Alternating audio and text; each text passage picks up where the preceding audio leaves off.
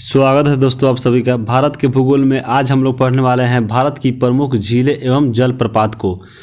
तो इससे पहले हम लोगों ने भारत के भूगोल में पढ़ चुका है भारत की नदियां तक, और एक एक नदियों को पूरी डिटेल में पढ़ चुके हैं हम लोग। अब नदियों से रिलेटेड जो भी टॉपिक है, जैसे भारत के प्रमुख नदी बांध परियोजना या नदी जल मार्ग या आपके जितने भी नदी से रिलेटेड टॉपिक है, उन सबको एक एक करके कवर करा दिया जाएगा। तो आज हम लोग कवर करने वाले हैं प्रमुख झील एवं जलप्रपात को। तो आपको इस वीडियो में झील एवं जलप्रपात को पूरी डिटेल के साथ कवर कराया जाएगा, चाहे वो मैप से हो या पूरी डिटेल के साथ हम लोग कवर करेंगे। तो आप इस वीडियो में बने रहिए। आप अगर किसी भी एग्जाम की तैयारी कर रहे हैं तो झील से जितने भी क्वेश्चन पूछेंगे इस वीडियो से अंदर से ही पूछेंगे। तो आइए अब हम लोग वीडियो को शुरू करते हैं। सबसे पहले झील के बारे में जानते हैं कि झील क्या होता है। तो साधारण भाषा में समझिए, पृथ्वी पे एक गड्ढा, जो भी गड्ढा है पृथ्वी के आपके धरातल पे एक गड्ढा मान लीजिए, ये गड्ढा बन गया और इसमें कोई पानी अगर आ गया कहीं से, तो ये साधारण भाषा में समझिए ये झील है। तो ये बड़े स्तर पे होना चाहिए, छोटे स्तर पर ये नहीं कि नाला आपका हो, गांव का बगल का नाला हो या कुआं हो, वो झील नहीं कहलाएगा। तो देखिए झील का निर्माण कैसे होता है। तो पृथ्वी की सतह पर ऐसा गर्त या खाई, पृथ्वी की सतह पर ऐसा गर्त या खाई जिसका निर्माण उल्कापिंड द्वारा, मानिए अगर कोई धरातल है, अगर यहाँ पे कोई उल्कापिंड बहुत तेज़ी से गिरता है तो यहाँ पे एक खाई का जैसे निर्माण हो जाएगा, और इसमें आपके वर्षा द्वारा या कहीं अन्य माध्यम से इसमें पानी जब जमा हो जाएगा तो ये झील कहलाने लगेगा। और ये खाई का निर्माण कैसे होते हैं, तो भूगर्भिक क्रियाओं द्वारा, यानी पृथ्वी की धरातल में आपके जितने भी प्लेट इसमें है पृथ्वी के अंदर, वे आपस में टकराते रहते हैं। टकराने से इसमें क्या होता है, तो ये तो आपको ऊपर धंसेंगे या ये टकराएंगे तो आपस में क्या होंगे, ये नीचे आ जाएंगे। तो नीचे आने से खाई का निर्माण होता है, तो उसमें भी ये झील का निर्माण होगा। उसके बाद नदी के कटाव द्वारा, जब नदिया के द्वारा तेज पानी आती है तो उसमें कटाव होता है, वैसे भी आपके झील का निर्माण होगा। उसके बाद बांध निर्माण द्वारा, जब बांध बनता है तो आपके मिट्टी नीचे से काट कर लाई जाती है, तो वैसे भी आपका ये निर्माण हो सकता है। फिर मानवीय क्रियाकलापों द्वारा झील का निर्माण होता है। तो झील कैसे बनता है आप लोगों ने समझ चुका होगा। और इस झील में जो बनता है, आपको केवल वर्षा जल आना चाहिए या अन्य कारणों से भी जल आ जाता है, तो उसी जल जमाव क्षेत्र को ही झील कहते हैं। चलते हैं आगे हम लोग झीलों के प्रकार की तरफ। झील को मुख्य रूप से दो प्रकार में हम लोग बांट के पढ़ेंगे। पहला पढ़ेंगे प्राकृतिक झील। प्राकृतिक झील यानी अपने आप जो प्रकृति के द्वारा बन जाता है वो आपके बनेंगे प्राकृतिक झील। और मानव निर्मित झील यानी ये मानव द्वारा निर्मित है, जैसे नदी घाटी परियोजना के तहत हम लोग पढ़ने वाले हैं आगे, तो आपको उसमें पता चल जाएगा कैसे बनेगा। उसके बाद प्राकृतिक झील की बात की जाए तो विवर्तनिक झील सबसे पहले आता है। तो विवर्तनिक झील क्या है, यानी पृथ्वी के अंदर आपको पता होगा कि जितने भी प्लेट होते हैं वो आपस में टकराते हैं। तो ये मानिए प्लेट है, ये आपस में अगर टकराएंगे तो ये टकराते हैं, तो टकराने के बाद या तो इसका हिस्सा ऊपर चढ़ेगा, या अगर फिर ये ऐसे टकराते हैं तो ये टकराने से ये नीचा हिस्सा ऐसे आ जाएगा, तो इसमें फिर पानी भरने लगेगा। तो इसके धंसने या उठने से विवर्तनिक झील का निर्माण होता है, आपको याद हो गया होगा। और इसके एक उदाहरण है जिसका नाम है वुलर झील, जो जम्मू कश्मीर में है। तो वुलर झील कैसा है, तो ये है विवर्तनिक झील। चलते हैं आगे। अगला है लैगून अथवा अनूप झील। लैगून झील को ही बोला जाता है अनूप झील। तो लैगून झील क्या है, ये आपके जब भी मिलेंगे तो समुद्र तट के किनारे ही बनेंगे। और ये कैसे बनते हैं, तो लैगून झील का निर्माण पहले देखते हैं। तो जब समुद्र तट के जल का कुछ भाग बालू, चट्टान या प्रवाल भित्तियों के द्वारा मुख्य समुद्र से अलग होकर झील नुमा आकृति बना लेता है, उसी को लैगून झील बोलता है। और ऐसो झीलों के बीच में कुछ भाग खुले होते हैं जिसमें समुद्री जल के साथ छोटी जो नौकायान होती है वो भी प्रवेश करती है, यही होती है लैगून झील। जैसे दक्षिण भारत में बहुत से लैगून झील आपको मिलेंगे, तो ये आपके दक्षिण भारत का हिस्सा है। मानिए एक लैगून झील कैसे होगा, तो जो भी समुद्र तट के जल का कुछ जो भाग होता है, जैसे यहाँ पे बालू या चट्टान या प्रवाल भित्ति, तो समुद्र में जब प्रवाल भित्ति जब धीरे धीरे उठने लगता है, अपना आकृति जब बढ़ाने लगता है, तो बढ़ते बढ़ते बढ़ते बढ़ते ये ऐसे आपको एक समुद्र से ये अपना भाग अलग कर लेता है, और यहाँ पे इसमें पानी आपको आने लगता है। और इसमें फिर एक रास्ता भी खुला रहना चाहिए जिसके तहत पानी आपको प्रवेश करे, और इसमें छोटी नौकायान ही प्रवेश करते। तो ऐसे ही झील कहलाते हैं लैगून झील। और इसके उदाहरण बात की जाए तो सबसे बड़ा इसका है उदाहरण चिल्का झील, जो उड़ीसा में है, और यहाँ पे पुलिकट झील है जो आंध्र प्रदेश में है, और उसके बाद हम वेम्बनाड झील की बात की जाए तो केरल में ये सभी आपके कौन से लैगून झील है। फिर अष्टमुथी झील भी केरल में है, तो केरल के 2 झील अष्टमुथी एवं वेम्बनाड कौन से हैं, ये है लैगून झील के उदाहरण। उसके बाद हम आगे इसमें देखेंगे हिमानी निर्मित ज्वारा झील। हिमानी निर्मित क्या होता है, तो हिमानी यानी बर्फ़, यानी बर्फ़ के पिघलने से या इसके अपरदन से जो भी पानी एक गड्ढा में जमा होने लगता है और वहाँ पे ये बनाती है हिमानी निर्मित झील। और इसके उदाहरण हैं नैनीताल, भीमताल, राकसताल। ये सभी के सभी झील कहाँ पे है, तो ये है उत्तराखंड में। जितने भी अगर कोई अंत में लगा हुआ है ताल या तलैया तो आपको समझ लेना है वो झील कहाँ पे है, वह है झील आपके उत्तराखंड में।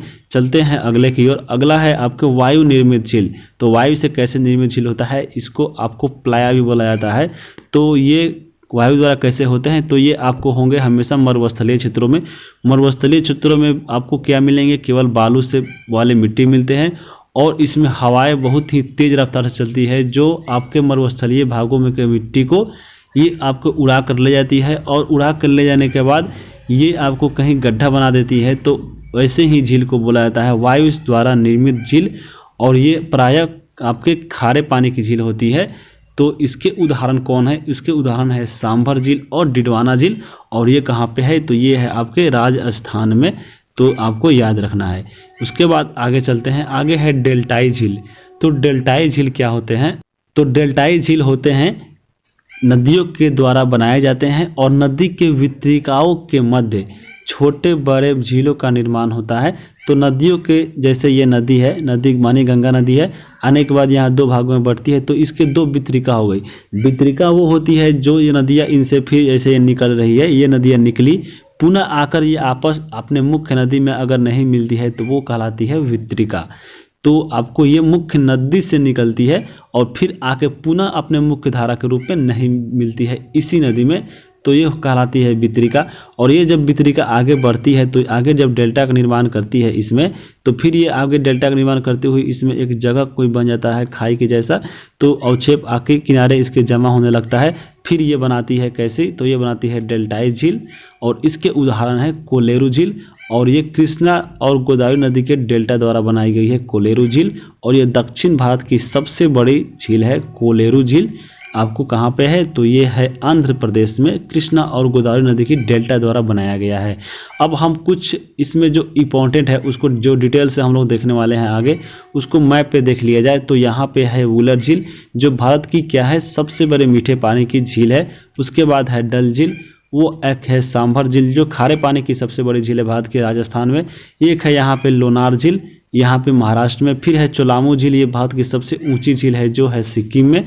फिर यहाँ पे लोकटक झील है मणिपुर में, ये पूर्वोत्तर भारत की सबसे बड़ी झील है। और यहाँ पे है लैगून झील जो है ये सबसे बड़ी लैगून झील भारत की। फिर यहाँ पे है कोलेरू झील, तो ये कोलेरू झील कहाँ पे है, ये आंध्र प्रदेश में है और दक्षिण भारत की सबसे बड़ी झील है ये कोलेरू झील। और उसके बाद हम आगे देखेंगे झीलों से संबंधित महत्वपूर्ण तथ्य जो हम लोग मैप पे देखे थे। तो मीठे पानी की सबसे बड़ी झील है वुलर झील, ये जम्मू कश्मीर में है। और है भारत की सबसे बड़ी लैगून झील, ये है चिल्का झील जो उड़ीसा में है। उसके बाद है भारत में खारे पानी की सबसे बड़ी झील, तो वो सांभर झील आपके राजस्थान में है।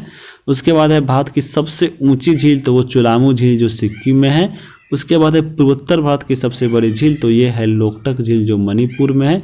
उसके आगे भारत की सबसे गहरी झील कौन है, तो वो है लोनार झील जो महाराष्ट्र में है। दक्षिण भारत की सबसे बड़ी झील की बात की तो वो कोलेरू झील जो आंध्र प्रदेश में है। और आगे है झीलों का देश किसे कहा जाता है, तो वो बोला जाता है फिनलैंड को। जबकि भारत में पूछे कि झीलों की नगरी किसको बोला जाता है, तो वो बोला जाता है उदयपुर में, क्योंकि उदयपुर में आपको बहुत से झील मिल जाएंगे। और ये उदयपुर कहाँ पे है, तो ये है राजस्थान में। चलते हैं आगे हम लोग। अब एक एक जितने भी आपको राज्यवार की बात की जाए तो कौन से राज्य में कितने झील है, कौन कौन से झील जो महत्वपूर्ण है, उन सबको हम लोग देखते हैं। तो चलते हैं राज्यवार झील की ओर और एक एक राज्य को लेकर कितने कितने झील है उन सभी को हम लोग यहाँ पे देख लेते हैं एक बार। तो सबसे पहले बात करेंगे जम्मू कश्मीर। जम्मू कश्मीर में बात करें तो उसमें कौन कौन से झील है, तो एक है मानसबल झील, शेषनाग झील, बैरीनाग झील, अनंतबाग झील, अनंतनाग झील। उसके बाद है नागिन झील, डल झील और वुलर झील। तो याद कैसे रहेगा, इसके लिए आपको एक ट्रिक भी है जिसका ट्रिक है माँ नाग नागिन डबल। तो माँ से हम लोग याद रखेंगे मानस झील, फिर नाग में अगर बात किया जाए तो जितने भी आपको नाग नागिन मिलेंगे इस वर्ड में समझ लीजिए वो आपके जम्मू कश्मीर के झील है। जैसे देखिए यहाँ पे लिखा हुआ है शेषनाग, तो शेषनाग में नाग मिल गया। फिर बैरीनाग, बैरीनाग में भी नाग है। अनंतनाग फिर में भी इसमें नाग है। और नागिन तो खुद नागिन ही है, यहाँ पे खुद नागिन देखिए। तो शेषनाग, बैरीनाग, अनंतनाग और नागिन आपको जम्मू कश्मीर में है। फिर उसके बाद हम याद है डबल, डबल से कैसे याद रखिएगा, डबल, डबल, डबल हो गया। डल से डल झील हो जाएगा, उलर से होगा उलर झील, यानी मां नाग नागिन डबल। आपको जम्मू कश्मीर के दर्रा याद हो चुका होगा। उसके बाद है हिमाचल प्रदेश के दर्रे। तो हिमाचल प्रदेश में हम लोग याद करेंगे रेणुका झील और सूरजताल और खज्जर झील, 3 झील जो महत्वपूर्ण है हिमाचल प्रदेश के, याद रखिए रेणुका, सूरज, खज्जर। उसके बाद है पंजाब। पंजाब में आपको मालूम होगा हरिके बैराज है और हरिके बैराज के पास है हरिके झील, तो आपको पंजाब से हरिके झील याद हो गया होगा। और है पंजाब में रोपड़, रोपड़ जो IITN है सबसे वहाँ पे महत्वपूर्ण पंजाब का, तो रोपड़ याद रखिएगा, रोपड़ झील, रोपड़ है पंजाब में तो रोपड़ झील भी है। उसके बाद है हरियाणा, हरियाणा में है सूरज कुंड झील जो महत्वपूर्ण है, याद रखिए सूरज कुंड झील कहाँ पे है, हरियाणा में है। उसके बाद उत्तराखंड, उत्तराखंड को कैसे हम लोग याद रखेंगे, तो उत्तराखंड में हम लोग यहाँ पे जितने भी इसमें अंत में लगे होंगे ताल तलैया समझ लीजिएगा वो उत्तराखंड है, बट एक को छोड़कर, क्योंकि हम लोग हिमाचल प्रदेश में अभी पढ़े हैं सूरज ताल, सूरज ताल में भी ताल लगा है, इसको छोड़कर आपको जितने भी ताल लगे होंगे इसमें समझ लीजिएगा वो उत्तराखंड के हैं। तो आपको यहाँ पे जैसे नैनीताल ताल लगा हुआ है, फिर भीम ताल, फिर सात ताल, फिर देवताल, राकस ताल, नौकुचिया ताल और एक है रूपकुंड झील जिसमें आपको ताल नहीं लगा हुआ है, फिर भी ये उत्तराखंड के है, तो इसको भी आप लोग याद रखिए उत्तराखंड का है रूपकुंड झील। चलते हैं आगे, आगे है गुजरात। गुजरात में आपको याद रखना है 2 और वो है नल सरोवर और एक है नारायण सरोवर, तो सरोवर सरोवर नल नारायण, याद रखिए नल नारायण और नारायण सरोवर। उसके बाद है मध्य प्रदेश। मध्य प्रदेश में एक याद रखना है, इसका नाम है भोजताल। तो मध्य प्रदेश क्या कौन थे राजा, राजा भोज, उसी के नाम पे है भोजताल। और ये कहाँ पे है, तो मध्य प्रदेश की राजधानी भोपाल में स्थित है भोजताल। उसके बाद हम याद करेंगे कर्नाटक। कर्नाटक में हम लोग यहाँ पे देखेंगे पंपा और सरोवर, और ये दोनों आपको कहाँ पे कर्नाटक में है, पंपा और सरोवर, इसको याद रखना है। उसके बाद है केरल। केरल में है वेम्बनाड झील और है एक अष्टमुडी झील। तो आपको याद कैसे रहेगा, अष्ट बम्ब केरल पे गिरा, यानी 8 बम केरल पे गिरा, तो याद रखिएगा अष्ट बम्ब, याद रखिएगा 8 बम, अष्ट बम से वेम्बनाड। उसके बाद चलते हैं आगे तमिलनाडु। तमिलनाडु की बात की जाए तो तमिलनाडु में देखिए कौन है, कोडाई कनाल झील, उसके बाद है ऊटी झील और एक है बेरीजाम झील। ये तीनों कहाँ पे है, तो ये है तमिलनाडु में। उसके बाद है सिक्किम। सिक्किम में आपको चोलामू झील जो है सबसे ऊंची झील भारत की, और एक है कौन सी, गुरु डोंगमर झील, ये कहाँ पे है, ये भी सिक्किम में है, तो सबसे ऊंची झील याद रखिएगा। उसके बाद हम आगे चलते हैं राजस्थान की ओर, और राजस्थान में हम लोग, राजस्थान में बहुत सारे झील आपको देखने को मिलेंगे। तो राजस्थान का पहला झील है पिछोला, उसके बाद है फतेह सागर, उसके बाद है गंगा सागर, तो आपको फिर आगे देखने को मिलेंगे स्वरूप सागर, उदय सागर। तो यहाँ पर जितने भी लास्ट में आपको सागर दिखे लग रहे हैं या समंद लगेंगे तो समझ लीजिएगा वो राजस्थान के हैं। जैसे देखिए राजसमंद, जयसमंद, फिर फतेह सागर, गंगा सागर, स्वरूप सागर, तो ये है राजस्थान के झील। उसके बाद है डिडवाना झील और पुष्कर झील राजस्थान में। पुष्कर झील एकमात्र यहाँ पे एक मंदिर है ब्रह्मा जी का, जो पूरे भारत में एकमात्र ब्रह्मा जी का मंदिर है, इसी झील के किनारे। आगे हम लोग इसकी चर्चा करेंगे। उसके बाद बात की जाए तो इसमें जो पिछौला झील है, फतेह सागर झील है और उदय सागर झील इसमें है, वो आपके जो जितने भी झील है जैसे जयसमुंदर, राजसमुंदर, ये सभी मानव निर्मित झील है और ये मीठे पानी की झील है। तो आपको याद रखिएगा, ऐसे ही राजस्थान के उदयपुर को नहीं बोला जाता है झीलों की नगरी। तो उसके बाद हम करेंगे बिहार में। बिहार में है आपके 2 झील याद रखना है, एक है कांवर झील जो बिहार के बेगूसराय में है और एक है कुशेश्वर स्थान जो दरभंगा जिले में है। ये दोनों बिहार के हैं, तो याद रखिएगा। उसके बाद है पश्चिम बंगाल के, तो पश्चिम बंगाल में एक है जिसका नाम है संतरागच्छी, इसको याद रखिए संतरागच्छी पश्चिम बंगाल में है। आगे है असम। असम में बात करेंगे, असम में है जो है इसका नाम है दीपरबिल जो गुवाहाटी में है, और एक है सोनबिल जो करीमगंज में है। बिल्स याद पड़ रहा है असम में क्या, जब हम लोग नदियाँ पढ़ रहे थे तो एक था कौन, एक था bogie bill bridge, bogie bill, तो बिल से हम लोग याद रखेंगे बोगी बिल। बोगी बिल कहाँ पे था, तो असम में है। तो दीपरबिल और सोनबिल ये भी आपके असम में होंगे, दीपरबिल और सोनबिल तो याद हो चुका होगा।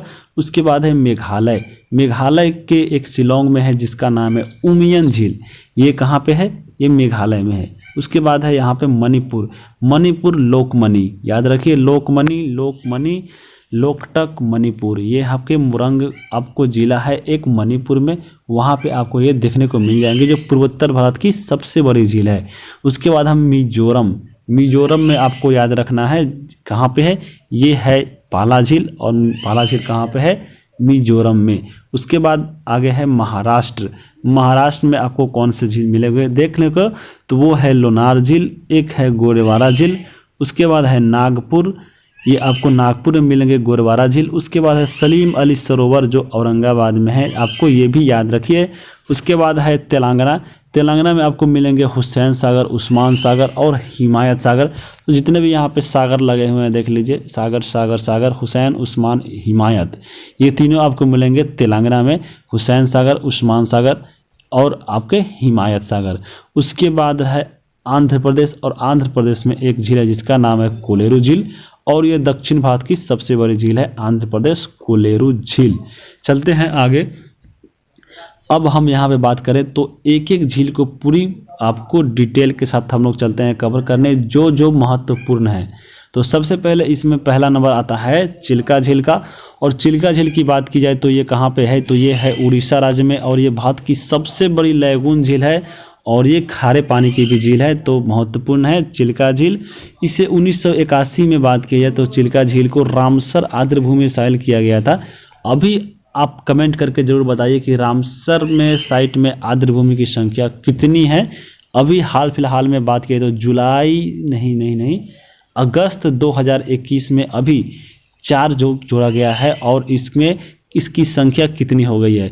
उसके बाद हम बात करें चिल्का झील में तो प्रमुख एक द्वीप है जिसका नाम है नालाबाना द्वीप, और इसी चिल्का झील के अंदर ही है, याद रखिएगा नालाबाना द्वीप। उसके बाद हम लोग इसमें देखेंगे पुलिकट झील, पुलिकट झील की बात किए तो ये कहाँ पे आपको देखने को मिलेंगे, तो ये मिलेंगे आंध्र प्रदेश और तमिलनाडु की सीमा पर यह झील स्थित है, और इस झील में श्रीहरिकोटा द्वीप स्थित है जो इसरो का प्रमुख अंतरिक्ष केंद्र है, बहुत इंपॉर्टेंट है।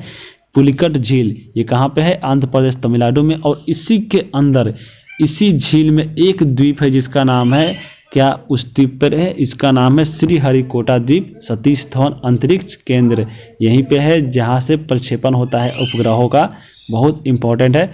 उसके बाद हम याद करेंगे वेम्बनाड झील, तो वेम्बनाड झील कहाँ पे है, अष्टबम्बगिरा कहाँ पे, केरल में, तो अष्टमुद्दी और वेम्बनाड भी केरल में है, तो यहाँ पे हो रही है वेम्बनाड झील की बात।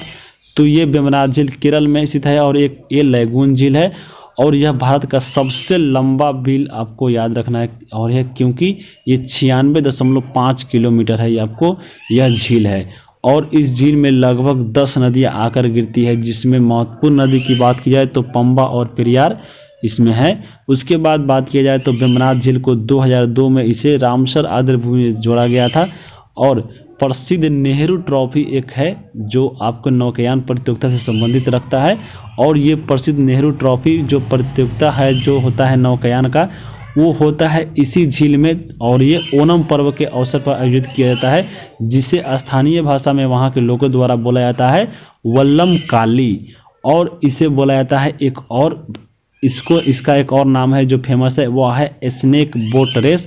तो ये कहाँ पे होता है, तो ये आपको वेम्बनाड झील में ही होता है, जो कहाँ पे है, वो केरल में है, और इसके लिए एक ट्रॉफी भी रखा गया जिसका नाम है प्रसिद्ध नेहरू ट्रॉफी, तो इम्पॉर्टेंट है। चलते हैं आगे, आगे है लोकटक झील। लोकटक झील कहाँ है, ये है मणिपुर में, लोकमणि, याद रखिए लोकमणि, लोकटक मणिपुर। तो ये मणिपुर के एक जिला है बिष्णुपुर, उसमें अवस्थित है ये लोकटक झील, और ये पूर्वोत्तर भारत की सबसे बड़ी झील है, और यह एक मीठे पानी की झील है, और यह विश्व की एकमात्र ऐसी झील है जो तैरती झील के नाम से जाना है। तो इम्पोर्टेंट है, विश्व की एकमात्र तैरती झील वह है लोकटक झील। और इसमें बात की जाए तो इस झील को मणिपुर की जीवन रेखा के नाम से भी जाना जाता है। तो इसे 1990 में इस झील को रामसर आर्द्रभूमि में शामिल किया गया था। और इस झील में तैरते हुए द्वीप जो पाए जाते हैं, जहाँ से उसे स्थानीय भाषा में वहाँ पे लोगों के द्वारा बोला जाता है फूम डिश द्वीप। तो वहाँ पे अनेकों झील में अनेकों छोटे छोटे द्वीप है और जिसका वहाँ पे बोला जाता है फूम डिश द्वीप। और इसी फूम डिश द्वीप पर एक पार्क है जो बहुत ही फेमस है, जिसका नाम है केबुल लामजाओ। और इसी फूम डिश द्वीप पर एक नेशनल पार्क है जो बहुत फेमस है, जिसका नाम है केबुल लामजाओ नेशनल पार्क। और ये एक ऐसे ही द्वीप है कहाँ पे, तो इस झील में। और केबुल लामजाओ पार्क विश्व का एकमात्र तैरता हुआ नेशनल पार्क है। तो इम्पोर्टेंट है, याद रखिएगा। केबुल लामजाओ नेशनल पार्क कहाँ पे है, किस झील में है, तो यह है लोकटक झील में, मणिपुर में। और एकमात्र विश्व में तैरता हुआ ये झील, और ये तैरता हुआ आपको मिल जाएंगे नेशनल पार्क। चलते हैं आगे। आगे है सांभर झील, और ये आपको मिलेंगे राजस्थान में। और ये 1990 में रामसर आर्द्रभूमि में शामिल इसको किया गया था। और भारत के जितने भी नमक उत्पादन होते हैं, ये इस झील से 10% अकेले नमक उत्पादन करता है। तो यह याद रखिएगा, राजस्थान के नागौर, अजमेर और जयपुर जिले के बीच में स्थित है सांभर झील। चलते हैं आगे। आगे है वुलर झील। यह कहाँ पे है, तो यह है माँ नागनागिन डबल, और ये आपको मिलेंगे जम्मू कश्मीर में। और यह झील भारत की सबसे बड़ी मीठे पानी की झील है, याद रखिएगा। और उसके बाद है, और यह विवर्तनिक क्रियाओं के द्वारा बनती है। हम लोगों ने इसको विवर्तनिक क्रिया बता दिए थे। उसके बाद तुलबुल परियोजना इसी झील के निकट ही है। कौन से, तुलबुल परियोजना। उसके बाद है शेषनाग झील। तो शेषनाग झील भी आपको कहाँ पे मिलेंगे, नागनागिन, जम्मू कश्मीर। तो जम्मू कश्मीर में स्थित यह झील धार्मिक रूप से महत्वपूर्ण है। अमरनाथ यात्रा के दौरान आपको शेषनाग झील मिल जाएंगे जो बहुत ही महत्वपूर्ण। और इसी झील से झेलम नदी निकलती है। कौन से, शेषनाग झील से। जब हम नदियाँ पढ़ रहे थे हम लोग, तो मैप पे आपको बताया था कि शेषनाग झील से झेलम नदी निकलती है। चलते हैं आगे। आगे है साल्ट झील। साल्ट झील के बारे में बात करें तो यह झील आपके लद्दाख में है। और ये चीन के जो हथियाए हुए भाग यानी ऑक्साई चीन में आपको देखने को मिलेंगे साल्ट झील। उसके बाद एक झील का नाम है पेंगोंग तसो झील, ये भी आपके लद्दाख में है। और इस झील के पास बात की जाए तो सिंधु नदी भारत में प्रवेश करती है। तो इम्पोर्टेंट है, इसी झील के आस पास में ही आपके सिंधु नदी भारत में प्रवेश करती है। चलते हैं आगे। आगे है तसो मरारी झील। ये भी झील लद्दाख में आपको मिलेंगे। इस झील के नज़दीक इसरो के द्वारा सौर वेधशाला बनाई गई है, जो सबसे ऊंची वेधशाला है भारत की। तो इम्पोर्टेंट है, तसो मरारी झील ये लद्दाख में है। उसके बाद है एक झील जिसका नाम है डिडवाना झील, और ये है राजस्थान में, राजस्थान के नागौर जिला में स्थित है। और ये भारत की सबसे बड़ी प्याला द्वीप है। जब हम पढ़े थे वायु द्वारा निर्मित झील जो कहलाती है प्याला द्वीप भी, तो ये नागौर जिला में है राजस्थान के। उसके बाद है पुष्कर झील। पुष्कर झील की बात की जाए तो आपको ये राजस्थान के नाग पहाड़ के पास मिलेंगे। और ये पुष्कर एक जगह है, वहीं पे है एक पुष्कर झील। और भारत में एकमात्र ब्रह्मा जी का मंदिर है इस झील के किनारे अवस्थित। तो इम्पोर्टेंट है, एक प्रकार की बात की जाए तो धार्मिक महत्व वाली झील है, क्योंकि यहाँ पे एक प्रमुख मंदिर है जिसका नाम है ब्रह्मा जी का मंदिर। और ये भारत का एकमात्र ब्रह्मा जी का मंदिर है जो राजस्थान में है। उसके बाद हम बात करेंगे जयसमंद, इसी को बोला जाता है ढेबर झील। तो ये कहाँ पे है, तो राजस्थान के उदयपुर में स्थित है यह झील। और इसे जयसमंद झील के नाम से भी जाना जाता है, जिसका नाम है ढेबर झील। और इस झील को एशिया की सबसे बड़ी कृत्रिम झील होने का गौरव प्राप्त है। तो याद रखिएगा, जयसमंद या ढेबर झील एक कृत्रिम झील है जो सबसे बड़ा आपको कृत्रिम झील है भारत का। आगे है चदुम्बी झील। ये आपको कहाँ पे है, तो ये आपको मिलेंगे गुवाहाटी में। और ये आपको पर्यटन के लिए बहुत ही फेमस है। और एक मंदिर है यहाँ पे कामाख्या देवी, और आपको याद रखना है। उसके बाद है अम्बुबाची का मेला, इसी झील के किनारे लगता है असम में।